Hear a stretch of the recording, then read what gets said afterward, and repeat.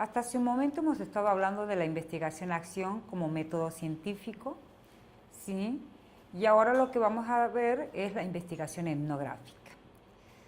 La etnografía tiene su origen en la rama de la antropología, y la antropología estudia a los otros o a las etnias, eso significa, ¿sí? La antropología es la cultura, y la etnografía es el método de la antropología. Ustedes recuerden que cada disciplina es disciplina porque tiene que tener un objeto y un método que la define como tal.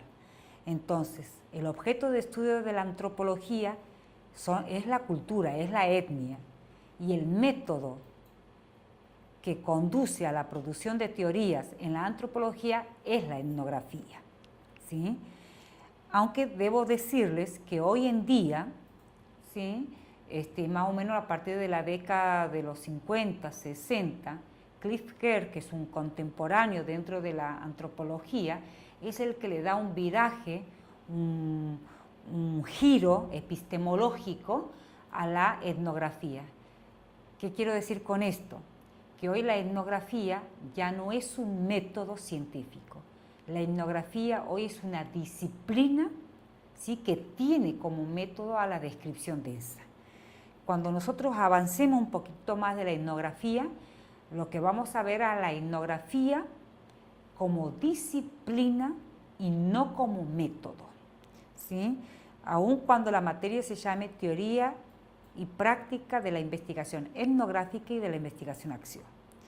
Pero debo reconocer, y se debe decir, que la etnografía surge como el método de la antropología. La etnografía es el método de la antropología. Vuelvo a decirles, hay muchos cientistas sociales que se definen como etnógrafo. Y el etnógrafo, ¿qué es lo que hace? Hace documentar lo no documentado. Significa que hace visualizar, ¿sí?, eso que no se ve, que no se advierte, que no es captado por los sentidos, y dicho de esa forma es lo cotidiano, lo oculto, lo inconsciente, lo alternativo, lo no dicho, y lo que hoy en día los chicos dicen lo obvio. A ver, la etnografía lo que hace es captar aquello que hacemos cotidianamente, que lo hacemos dentro de una cultura, aquello que nadie reflexiona o que nadie documenta lo que se hace. El producto, ¿sí?, final de la etnografía es una descripción, pero no cualquier descripción. Fíjense que el resultado o el producto de la etnografía es un trabajo analítico, es una descripción que lo que se intenta con esa descripción es preservar la riqueza de las cuestiones particulares, ¿sí?, pero no perdiendo de vista esas cuestiones generales o, por decir así, por esas cuestiones macro de la sociedad. Y cuando decimos de las cuestiones particulares, hacemos hincapié, por ejemplo, lo que la gente hace, dice, cómo se comporta, cómo interactúa, ¿sí? En realidad, cuando hablamos de estas cuestiones particulares, es detenernos en las creencias, en los valores, en las motivaciones, en las percepciones, en las apreciaciones, en los significados, ¿sí? A eso apunta la particularidad, ¿sí? Y cuando hablamos de estas cuestiones macro, es no perder de vista cómo estas cuestiones particulares siempre están vinculadas a una cuestión mucho más general, que es la sociedad. Entonces, el producto de la etnografía es una descripción que preserva siempre la riqueza de lo que se hace, cómo se interactúa, de los valores, de las creencias, de las perspectivas. La etnografía va dirigido hacia diversos aspectos de la vida humana, ¿sí? Lo que hace el etnógrafo es comprender la visión de los actores, ¿sí? Eso diría un etnógrafo. Malinowski, que es un antropólogo clásico, diría la visión del nativo. Y Cliff Geertz, que es un antropólogo contemporáneo y es el que le da este cambio de perspectiva de la antropología, él le llamaría conocimiento local. En definitiva, ¿sí?, la etnografía lo que hace es captar la vida cotidiana, la vida humana, ¿sí?, desde las particularidades, desde las cuestiones macro, y significa sobre todo captar la visión de los propios sujetos al que va dirigida la investigación. Es tener la visión del otro, es como ponerse en empatía y poder comprender al otro, ¿sí? Lo que cuenta en la etnografía son los significados, las interpretaciones, las valoraciones, las creencias, las percepciones, las apreciaciones, ¿sí?, las evaluaciones. Y aquí juega un papel muy importante el lenguaje y las costumbres, la cuestión de la cultura. Cómo la cultura moldea los lenguajes, moldea los hábitos, moldea las costumbres. Y al moldear el lenguaje, las costumbres y los hábitos, moldea o definen esos significados, moldean o definen esas creencias, moldean y definen esas percepciones, esas apreciaciones. ¿Sí? Otra característica que tiene la etnografía es que construye conocimiento, es decir, construye teorías. Es lo que les decía hace rato y que tiene que ver con la pregunta, tiene que ver con la pregunta que ustedes tienen que debatir en el foro de participación. ¿Sí? Todos los métodos producen teorías. En este caso, la etnografía construye conocimiento científico, es decir, produce teorías, pero no transforma. ¿Sí? Y es la gran distinción que tiene la etnografía de la investigación-acción.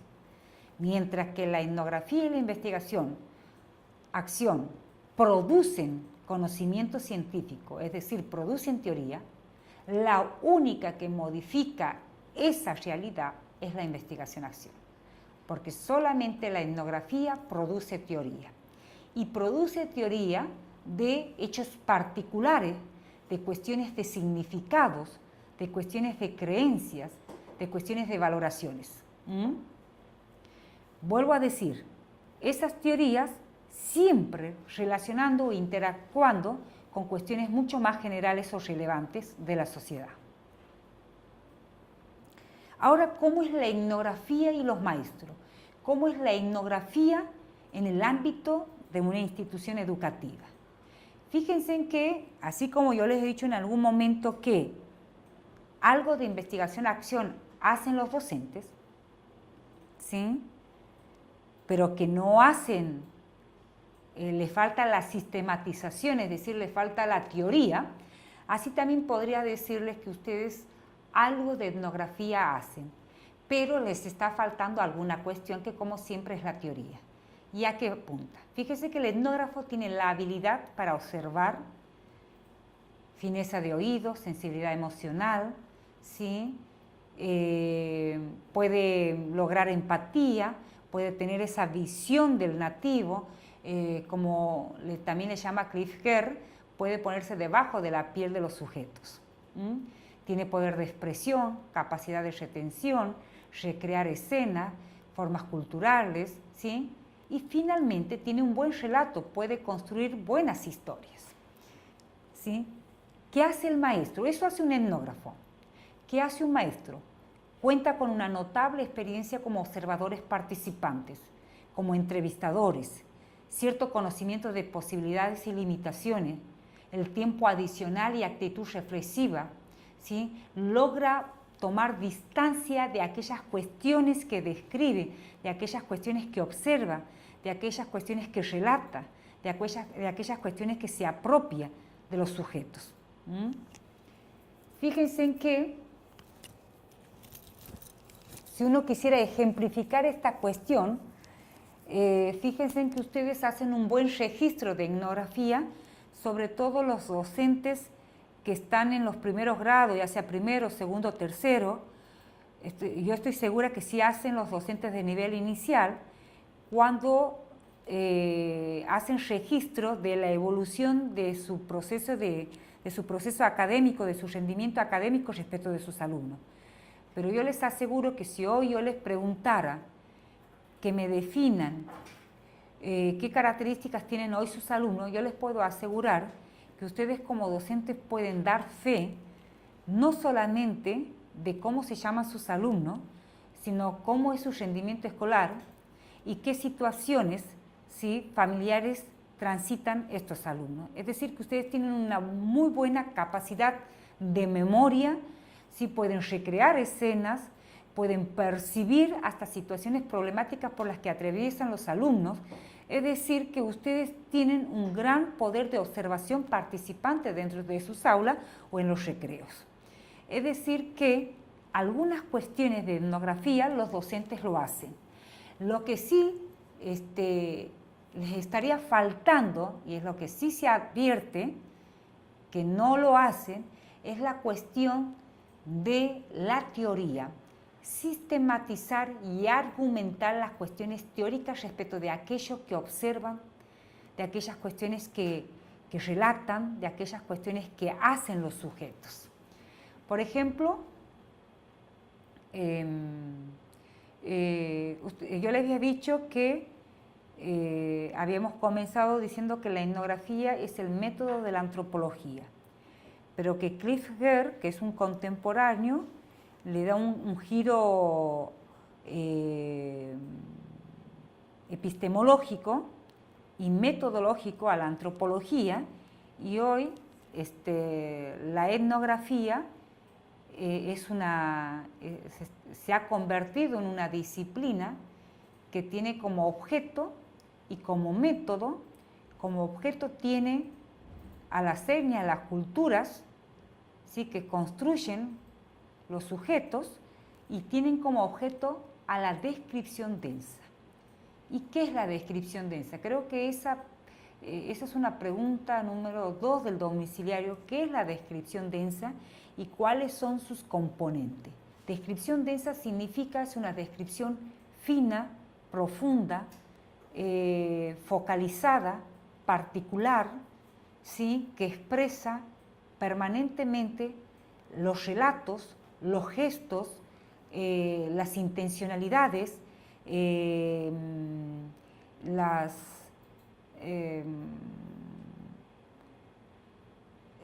los modos en que se mueve el sujeto, y sobre todo rescatar los relatos tal cual los sujetos dicen.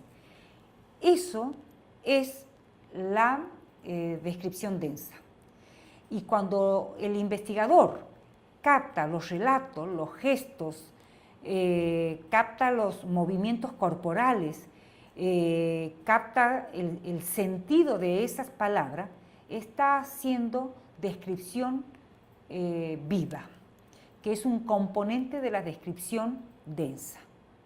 La descripción densa tiene un componente que es descripción viva y tiene otro componente que es una descripción argumentativa.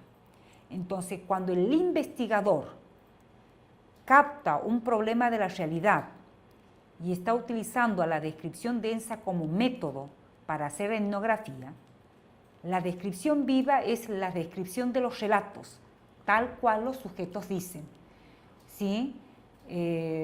Tal vez así que una herramienta que se utiliza para cuando uno hace las entrevistas en profundidad o la observación en participante, que son los instrumentos por excelencia de la etnografía, generalmente utiliza, en otras épocas era el grabador, hoy es el MP3, que generalmente uno lo pone, generalmente está dentro de un bolsillo, ya sea de una campera o de una camisa, Entonces lo que hace es grabar permanentemente los relatos que los sujetos dicen lo que dicen. Pero mientras tanto, el investigador va captando y describiendo minuciosamente los gestos que acompañan a esos relatos. Porque ustedes deben saber que muchas veces los sujetos decimos unas cosas, pero expresamos otras. En la etnografía, la descripción densa es tan minuciosa que tiene que captar el relato, tal cual dicen los sujetos, y captar los gestos tal cual acompañan a esos relatos. Entonces, eso es la descripción viva. Y la descripción argumentativa es la descripción teórica que acompaña y argumenta, por eso se llama argumentativa, es la que acompaña, la que argumenta, la que avala cada relato o cada gesto que los sujetos dicen lo que hacen. Yo, a modo de ejemplificar, aun cuando en la diapositiva ustedes van a encontrar un modo de descripción densa, sí, por supuesto es solamente una diapositiva en donde se van a encontrar con 2 párrafos y son extraídos de un trabajo etnográfico, de un trabajo final. Es un trabajo de etnografía, de sociología, que lo ha hecho, que ya ha sido defendido, ¿sí? Ahí yo les muestro un ejemplo a la hora de cómo se hace descripción densa, es decir, cómo se utiliza etnografía, pero a modo de ejemplificar de lo que yo quiero decir de lo que es la descripción densa, es decir, la descripción viva y la descripción argumentativa. No sé si es tan válido, pero no voy a poner un ejemplo propio de la escuela, aun cuando ha sucedido dentro del ámbito de una escuela. Fíjense en que yo hice etnografía en una unidad penitenciaria y yo trabajaba con los reclusos en el área, en las actividades de la escuela y en las actividades laborales. Y fíjense que una cosa que me llamó la atención al principio, cuando empezaba a hacer mi trabajo de tesis de posgrado, una de las cosas que me llamaba la atención eran los posicionamientos, cómo el cuerpo, eran las posturas de los cuerpos de los reclusos. Las posturas de los reclusos eran muy particular y una de las características que tenían estas posturas corporales eran que siempre tenían la cabeza agacha, ¿sí? Y una postura, las manos atrás y cabeza para abajo. Entonces, y cada vez que pasaba un personal penitenciario o una autoridad o en fin, siempre era rápido las manos para atrás y la cabeza para abajo. Fíjense en que eso, hasta que no tuve teoría incorporada, no podía comprender y explicar por qué los reclusos se posicionaban de esta forma. Y es más, cuando ellos iban a la escuela, les costaba mucho poner sus manos en el pupitre. Esto pasó muchos meses para que ellos lograran poner su mano en el pupitre. Eso tiene toda una teoría que explica las cuestiones corporales en las cárceles. Por ejemplo, una de las teorías que explica es la teoría de Bourdieu, es la teoría de Goffman, que son críticos, pero sobre todo porque ellos han estudiado problemáticas como instituciones de encierro, en donde la cuestión de la dominación, de que donde manda capitán no manda marinero, dijo el dicho, entonces ahí la autoridad siempre la tenía, la única palabra y la última palabra la tenía el personal penitenciario. Entonces, un modo de reflejar el poder de dominación era que ellos nunca podían mirar al personal penitenciario. Entonces, esto de la cabeza agacha y de las manos atrás define toda una teoría de comportamiento. ¿Qué quiero decir? Que cada acción o cada cosa que puedan decir o cada gesto tiene una teoría que va explicando. En pos de eso, el ejemplo que yo les pongo aquí en las diapositivas, que tampoco tiene mucho que ver con la cuestión del ámbito de educación, porque yo todavía no voy a negar, no me ha llegado a mis manos, o todavía no me he apropiado, eso no significa que no exista, una etnografía en el ámbito de educación. Yo todavía no he visto un trabajo etnográfico sobre el ámbito de educación, ¿sí? Yo he visto, recuerden que la etnografía lo pueden hacer los etnógrafos, los antropólogos, los sociólogos, ¿sí? Pero yo he visto más etnografía de otras cuestiones más que del ámbito de educación. Por eso la diapositiva que acompaño no tiene que ver con el ámbito de educación, pero sí tiene que ver, y ahí les pongo el ejemplo, por ejemplo, tiene que ver con este tesista ha hecho etnografía sobre lo que es ser hincha de un equipo de fútbol tricolor en Santiago del Estero, ¿no? Aunque parezca mentira, ha hecho etnografía sobre ser hincha de un equipo de fútbol. ¿no? Porque no voy a mentir, todavía a mí no me ha llegado, todavía yo no he visto un trabajo de etnografía en el ámbito de educación como para que yo les pueda mostrar ejemplos. Pero sí les puedo asegurar que hay etnografías sobre el culto al cuerpo, por ejemplo. En sociología se trabaja mucho etnografía sobre el culto al cuerpo, como mucha gente pasa muchas horas en un gimnasio y estar permanentemente haciendo una actividad física que lo que hace es generar una imagen del cuerpo que por ahí está muy distorsionado de la realidad, pero en este caso tiene que ver con ser hincha de un equipo de fútbol tricolor, que es un equipo que se llama Unión Santiago, que es un equipo de fútbol en Santiago del Estero. Y yo les voy a mostrar, les voy a leer, ¿sí?, cómo él hace jugar la cuestión, la descripción viva de la descripción argumentativa, ¿no? Y yo lo único que hago es extraer de un problema, ¿sí?, de una problematización etnográfica, extraigo 2 párrafos para mostrarle lo que es la descripción viva de la descripción argumentativa. La descripción viva está sombreado con negrita y la descripción argumentativa no lo está. Fíjese que dice, desde una hinchada de fútbol se puede interpretar que las prácticas llevadas adelante por sus integrantes forman parte de un hábito cargado de sentido, los cuales los distinguen y forman de tal manera comportamientos similares a todos los seguidores del tricolor.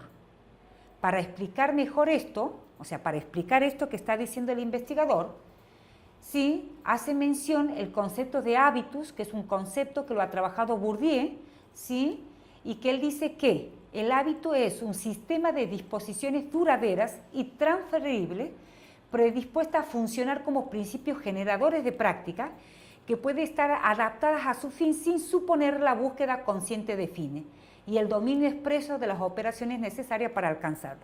¿Qué está diciendo Bourdieu aquí? Que así como aquí él dice el investigador, ¿no? Dice, se puede interpretar que las prácticas llevadas adelante por sus integrantes forman parte de un hábito cargado de sentido, los cuales los distinguen y forman de tal manera comportamientos similares a todos los seguidores de tricolor. Es decir, que formar parte de una hinchada, de un equipo de fútbol, no lo hace cualquiera. Tiene que haber un comportamiento similar en donde lo que se hace es compartir valores, ¿sí?, sentimientos, hasta la camiseta, ¿sí?, tener toda la misma camiseta, cantar los mismos cánticos, crear cánticos que signifiquen valores. Eso dice Bourdieu.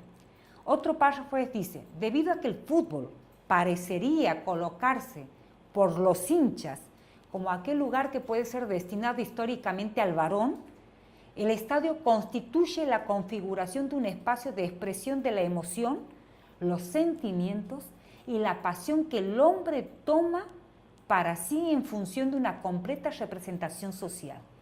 Eso es lo que dice el investigador. Lo que está diciendo el investigador aquí es que el fútbol, ¿sí?, históricamente, ¿sí?, hecha para el varón, ¿sí?, constituye una configuración de emoción, de sentimiento y de pasión. Para argumentar esto, que él está viendo eso, toma un concepto de Archetti que dice, el fútbol, en tanto como arena expresiva, constituye un hecho masculino que afirma la virilidad en torno a 2 ejes contrapuestos, al de la homosexualidad y el del puber. Ojo, este trabajo se lo ha hecho más o menos hace 4 años por ahí, y este concepto de Archetti es del año 85, en donde él está viendo que la hinchada solamente es hinchada de hombres, no de mujeres. Pero hoy en día, si nosotros vemos la hinchada de Boca, vas a ver que en la hinchada de Boca hay hombres y mujeres. Pero lo que él está observando, que en esta hinchada de tricolor solamente hay hombres, en donde esos hombres vuelcan emociones, sentimientos y pasiones. Y por eso utiliza el concepto de Archetti, en donde define que el fútbol, solamente es un hecho masculino. Hoy en día Yo no podría decir lo mismo. Yo no sé si hubiera utilizado este concepto de Archetti, ¿sí? ¿Y por qué dice de emociones y por qué dice de, a ver cómo dice aquí, de emociones, de sentimiento? Porque a ustedes les debe haber tocado observar, y a mí me ha tocado observar cuando yo veo un partido de fútbol, por ejemplo, como de Boca o de River, por ejemplo, cuando River fue a la B, los que hacían los hinchas lloraban. Entonces, esas lágrimas hay sentimiento, hay emoción, hay pasión. Y eso se entiende solamente estando ahí, habiendo vivido, habiendo sido formado desde chico. Cuando un padre le compra, lo primero que le compra el Día del Niño o para Reyes, una camiseta de él, ¿sí? Entonces, para el que no es hincha, el que no lo vive, no lo entiende. Bueno, yo lo he visto, yo nunca lo he vivido, pero sí lo he visto cuando, por ejemplo, River ha ido a la B, ver hinchas llorando, ¿sí? O cuando ganó la Argentina un campeón y nosotros la emoción, la euforia ahí. Y eso se entiende solamente cuando hay pasión, cuando hay emoción, cuando se comparte esa cultura. Entonces, este modelo que yo les pongo de descripción densa y les pongo solamente 2 párrafos es para que ustedes entiendan que la descripción densa es la descripción viva y la descripción argumentativa. Es decir, es la descripción de los relatos, gestos, etc. y es la descripción de la teoría que acompaña a cada relato que hace el investigador y a cada gesto que describe el investigador. ¿Sí? Entonces, ¿qué es lo que nos estamos encontrando aquí en la investigación-acción y en la investigación etnográfica? Un poco para resumir y cerrar. Los dos son métodos científicos. ¿Sí? Yo les podría decir que hoy en día se trabaja más la etnografía que la investigación-acción. Y que hay muy pocos trabajos de investigación-acción y etnografía en el ámbito de educación. Sin embargo, yo les podría decir que hay mucha etnografía para antropología, para los sociólogos, para los historiadores también, para los pedagogos. Hay más etnografía que investigación-acción. Y hay más etnografía e investigación-acción de otras disciplinas más que de pedagogía o de los docentes en el aula. Ambos métodos son métodos científicos. La etnografía forma parte del paradigma interpretativo y la investigación-acción forma parte del paradigma crítico. Hoy la etnografía, más que un método, es una disciplina que tiene como método la descripción densa. Ambos producen teorías. Ambos tienen como finalidad producir conocimiento científico. Pero la diferencia entre la etnografía y la investigación-acción, que la investigación-acción es el único método que transforma ese problema, que lo modifica a ese problema, y que esa modificación, que esa transformación es una transformación o una modificación positiva de la cosa, jamás es negativa, ¿sí? Que no hay investigación sin teoría, que no hay método, o sea, no hay etnografía y investigación-acción si no hay teoría. La teoría acompaña todo el proceso de investigación. Y aquí, en la diapositiva, están los 2 ejemplos de cómo hacer investigación-acción y de cómo hacer etnografía. Por supuesto, de una forma muy simplificada. Tanto el domiciliario como el integrador están en la plataforma. ¿Qué les pido? Fíjense que son 4 preguntas. Son 5 preguntas. Siempre es un componente teórico y práctico, tanto el integrador como el domiciliario. Vamos a detener un segundito en el domiciliario. ¿Qué se les pregunta en el domiciliario? ¿Cuál es el objeto de estudio de la etnografía y de la investigación-acción? Y ejemplifique desde su práctica docente. ¿Cuáles son las características que asume la etnografía en el ámbito de la educación? Tanto la primera como la segunda están en la diapositiva. Tomando como base lo planteado por Cliff Gerr, defina la descripción densa y explique su parte constitutiva, que eso ha sido el desarrollo de la clase. Yo les he dicho qué es la descripción densa y cuáles son sus componentes, cuáles son sus partes constitutivas, que es la descripción viva y qué es la descripción viva, y la descripción argumentativa y qué es la descripción argumentativa. Y el punto 4 yo le digo, grafique y señale las características de la investigación-acción en relación a la reflexión-acción. Entonces, yo les he dicho cuál es el gráfico de la investigación-acción y cuál es la interpretación que se espera de ese gráfico, que es una espiral. Y por último, lo que les pido del domiciliario es que enumere al menos 10 situaciones, que enumeren, no que desarrollen, sino que señalen, que indiquen al menos 10 situaciones problemáticas que pueden ser abordadas desde la investigación-acción o de la investigación etnográfica. Ese es el domiciliario. Recuerden que el domiciliario deben subirlo en la plataforma, ¿sí?, hasta el 14 de noviembre. ¿Y cuál es el integrador? ¿Cuál es la consigna del integrador? ¿Qué les pido para el integrador? Recuerden que es un trabajo escrito, individual, y lo tienen que traer el día que cursen el próximo espacio curricular, que es el 2 de diciembre. ¿Qué dice? ¿Qué se va a evaluar? Que el alumno pueda observar y describir una problemática, ¿sí? Utilización de un vocabulario sencillo y claro, capacidad de síntesis y respetar la consigna de trabajo. ¿Qué les pido? Señale un problema de la realidad y a elección de usted, seleccione si lo transitará por la descripción densa o por la investigación-acción. Ese trabajo debe ser elaborado no más de 3 páginas, tamaño A4, letra Arial 11, interlineado 1,5. Es decir, que ustedes tienen que señalar un problema, ¿sí? Yo ahí en la diapositiva está planteado un problema que son los malos hábitos alimenticios en un jardín de infante como problemática, y fíjense en cómo yo lo he transitado, ¿sí?, por la investigación-acción. Por supuesto, muy resumido, pero también yo les he adosado ahí en la plataforma un modelo de investigación etnográfica, cómo problematizar y cómo la descripción viva va acompañada de la descripción argumentativa. Entonces, el integrador apunta a ¿qué? Que ustedes tienen que señalar un problema y ese problema ustedes tienen que elegir si lo van a transitar por la investigación-acción o por la investigación etnográfica. Ustedes, yo les dejo a elección, yo dejo que el criterio lo elijan ustedes. Pero cualquiera sea, los dos están en la plataforma, la investigación-acción están en la diapositiva y la etnografía está como archivo en la plataforma.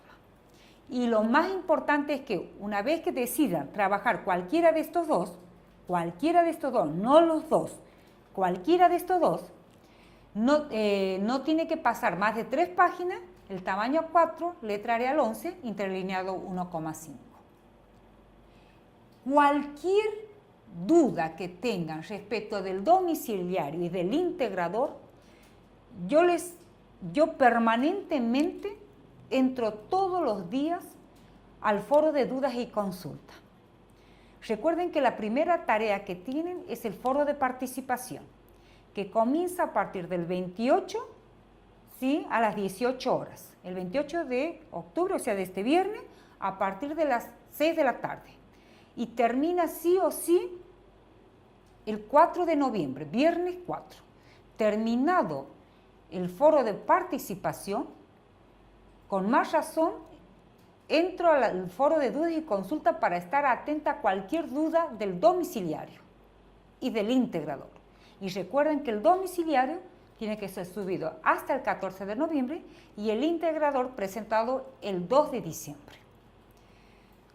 De más estar en decirles que yo estoy atenta a cualquier necesidad, cualquier inquietud que ustedes tengan y todas las herramientas que van a necesitar para trabajar tanto en el domiciliario como en el integrador están en la plataforma. Yo voy a estar atenta, como les digo, a sus necesidades y les deseo mucha suerte en este espacio. Quiero decirles que es primera vez que estoy dando una clase en esta modalidad, ¿sí?